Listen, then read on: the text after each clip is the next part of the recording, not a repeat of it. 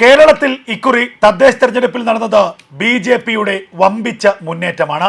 Vote ഷെയറിൽ BJP 1-2% പിന്നോട്ട് പോയി എന്ന് പറഞ്ഞ് ബി.ജെ.പി തളർന്നു എന്ന് കൊട്ടിഘോഷിക്കുന്ന കമ്മ്യൂണിസ്റ്റ് പാർട്ടിക്കും കോൺഗ്രസ് പാർട്ടിക്കും യു.ഡി.എഫിനും എൽ.ഡി.എഫിനും എല്ലാം മുന്നിൽ ബി.ജെ.പി തങ്ങളുടെ വിജയ തിലകം തന്നെയാണിപ്പോൾ ചാർത്തിയിരിക്കുന്നത്. മറ്റൊന്നുമല്ല, കേരളത്തിൽ 30 പഞ്ചായത്തുകളിൽ 30 ഗ്രാമപഞ്ചായത്തുകളിൽ ബി.ജെ.പി ഭരണം നടത്തുന്നു.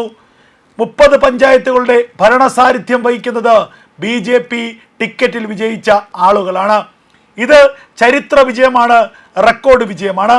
അതിൽ ആലപ്പുഴയും അതുപോലെ കാസർഗോഡും തിരുവനന്തപുരവും ഒക്കെ തന്നെ ബി.ജെ.പിയുടെ മുന്നേറ്റത്തിൻ്റെ ഏറ്റവും വലിയ ദൃഷ്ടാന്തമാണ്. വരുന്ന നിയമസഭാ തെരഞ്ഞെടുപ്പിന് മുന്നോടിയായുള്ള ബി.ജെ.പിയുടെ ഏറ്റവും വലിയ തദ്ദേശ തെരഞ്ഞെടുപ്പിലെ വിജയം. നമുക്കറിയാം നിയമസഭയെയും അതുപോലെ ലോക്സഭയെയും പോലെയല്ല തദ്ദേശ തെരഞ്ഞെടുപ്പിൽ പലപ്പോഴും വോട്ടിംഗ് രീതി.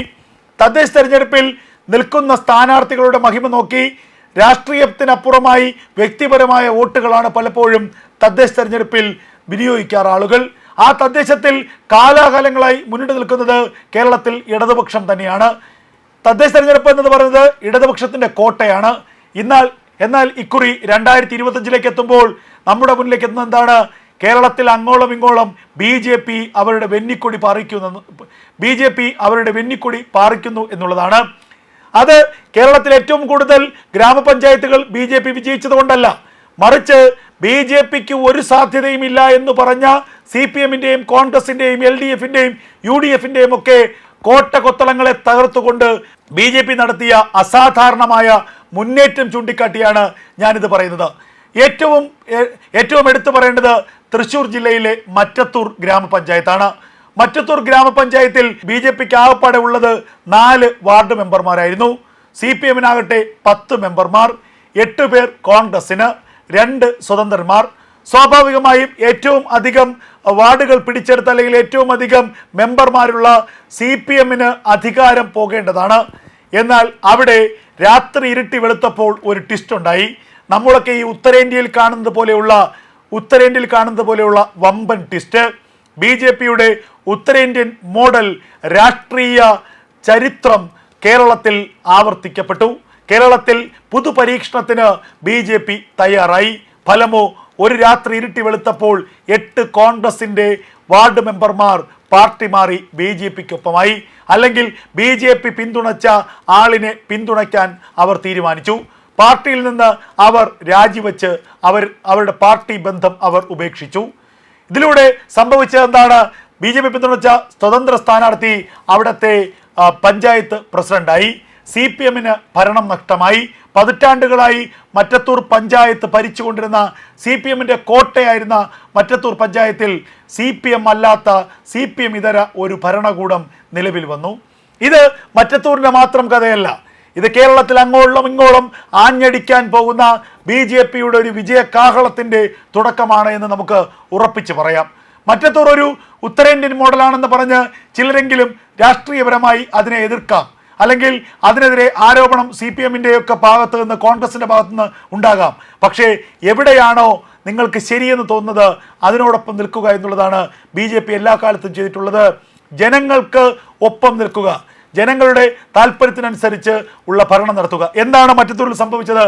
മറ്റൊന്നുമല്ല, കോൺഗ്രസിൻ്റെ വിമതന്മാരായി 2 പേർ മത്സരിച്ച് വിജയിച്ചു.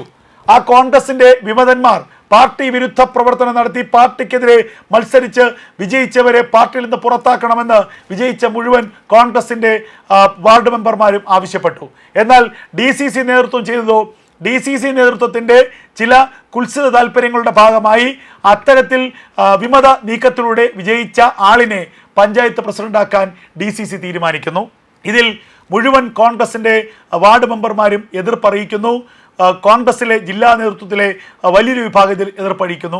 എന്നാൽ DCC പ്രസിഡന്റ് അടക്കം താല്പര്യത്തോടു കൂടി ആ വിമതനായി ജയിച്ചു കയറിയ ആളിനെ കോൺഗ്രസ് പാർട്ടിയിലേക്ക് തിരിച്ചെടുക്കാനും അയാളെ പ്രസിഡന്റാക്കാനുമുള്ള നീക്കത്തിൽ കോൺഗ്രസ് മുന്നോട്ട് പോയി. ഇതോടുകൂടി ഒരു രാത്രി ഇരുട്ടി വെളുത്തപ്പോൾ 8 കോൺഗ്രസ്സുകാരും ഞങ്ങൾ പാർട്ടിയിൽ നിന്ന് രാജിവെക്കുന്നതായി രാജിക്കത്ത് നൽകി.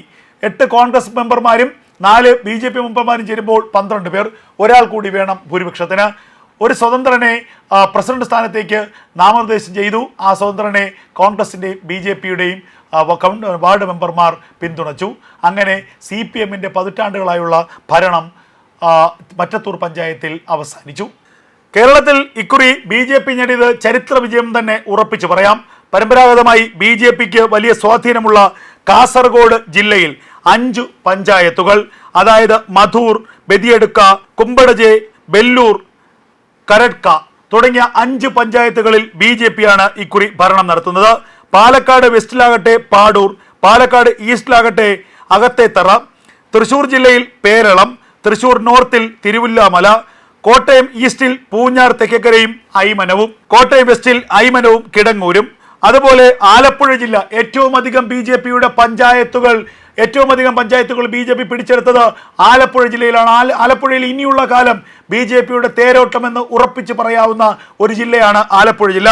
ആലപ്പുഴ ജില്ലയിൽ ആല പഞ്ചായത്ത്, ചെന്നിത്തല, തൃപ്പരുത്തുര പഞ്ചായത്ത്, കാർത്തികപ്പള്ളി പഞ്ചായത്ത്, തിരുവൻവണ്ടൂർ പഞ്ചായത്ത്, ബുധനൂർ പഞ്ചായത്ത്, പാണ്ടനാട് പഞ്ചായത്ത്. ആലപ്പുഴ നോർത്തിൽ ചെന്നം പള്ളിപ്പുറം പഞ്ചായത്ത്, നീലംപേരൂർ പഞ്ചായത്ത്. അതുപോലെ പത്തനംതിട്ടയിൽ BJPയുടെ മറ്റൊരു ശക്തി കേന്ദ്രമായ പത്തനംതിട്ടയിൽ 4 പഞ്ചായത്തുകൾ. 4 പഞ്ചായത്തുകൾ: ഒന്ന് ഓമല്ലൂർ, പന്തളം, തെക്കേക്കര, നാരങ്ങാനം, മറ്റത് കുട്ടൂർ. കൊല്ലം ഈസ്റ്റിൽ നെടുവാത്തൂർ. തിരുവനന്തപുരം നോർത്തിൽ മുടക്കൽ, അഴൂറ്, വിളപ്പിൽ. തിരുവനന്തപുരം സൗത്തിൽ വിളപ്പില്, മാർനല്ലൂർ, അതുപോലെ തന്നെ അന്തിയൂർ കോണം തുടങ്ങിയ പഞ്ചായത്തുകളാണ് 30 പഞ്ചായത്തുകളാണ് BJP ഇക്കുറി ഭരണം നടത്തുന്നത്. അതുപോലെ തിരുവനന്തപുരം കോർപ്പറേഷൻ, അതുപോലെ പാലക്കാട് മുനിസിപ്പാലിറ്റി തുടങ്ങിയ ഇടങ്ങളിലൊക്കെ തന്നെ BJP വലിയ മുന്നേറ്റം നടത്തി. ചരിത്രത്തിൽ ആദ്യമായി തിരുവനന്തപുരം കോർപ്പറേഷൻ പിടിച്ചെടുത്തിരിക്കുന്നു BJP. തിരുവനന്തപുരം കോർപ്പറേഷനിൽ മേയറും ഡെപ്യൂട്ടി മേയറും BJP ചിഹ്നത്തിൽ മത്സരിച്ച് വിജയിച്ച ആളുകൾ തന്നെ ആയിരിക്കുന്നു എന്നുള്ളത് ഏറ്റവും വലിയ ഒരു അട്ടിമറിയാണ്, ഏറ്റവും വലിയ റെക്കോർഡാണ്. എന്തായാലും വരുന്ന നിയമസഭാ തെരഞ്ഞെടുപ്പ് കേരളത്തിൽ കാവി പുതയ്ക്കുന്ന ഒരു തിരഞ്ഞെടുപ്പായിരിക്കും. ഒന്നിലധികം താമരകൾ കേരളത്തിലെ നിയോജക മണ്ഡലങ്ങളിൽ വിരിയുമെന്ന കാര്യത്തിൽ ഒരു തർക്കവുമില്ല. നരേന്ദ്രമോദി അടുത്ത മാസം കേരളത്തിലേക്ക് എത്തും. മോദിയുടെ വരവോടുകൂടി കേരളത്തിലെ ദിശ മാറും, കേരളത്തിലെ രാഷ്ട്രീയ കാലാവസ്ഥ മാറും, രാഷ്ട്രീയ കാറ്റ് ആഞ്ഞടിക്കും. കേരളത്തിൽ BJPയുടെ തേരോട്ടത്തിൻ്റെ, BJPയുടെ അശ്വമേധത്തിൻ്റെ കാലമാണ് ഇനി വരാനിരിക്കുന്നത്.